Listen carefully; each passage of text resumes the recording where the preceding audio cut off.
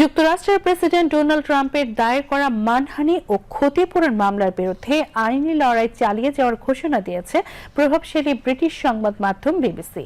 2021 সালের 6 জানুয়ারিতে সংঘটিত ক্যাপিটল দাঙ্গার আগে দেওয়া ডোনাল্ড ট্রাম্পের ভাষণ ইচ্ছাকৃতভাবে বিকৃত করে প্যানোরামা ডকুমেন্টারিতে সম্প্রচার করা হয়েছে এমন অভিযোগ এনে ফ্লোরিডার একটি আদালতে মামলা করেন তিনি। মামলায় বিবিসির বিরুদ্ধে মানহানি ও বাণিজ্যিক আচরণ বিষয়ক আইন লঙ্ঘনের অভিযোগ তোলা হয়েছে। ক্ষতিপূরণ দাবির অঙ্ক নিয়ে শুরুতে ভিন্ন তথ্য পাওয়া গেলেও ট্রাম্পের আইনজীবীদের সাম্প্রতিক নথি ও ব্রিফিং অনুযায়ী ক্ষতিপূরণের দাবি বাড়িয়ে $10 বিলিয়ন উন্নীত করা হয়েছে বলে জানা গেছে।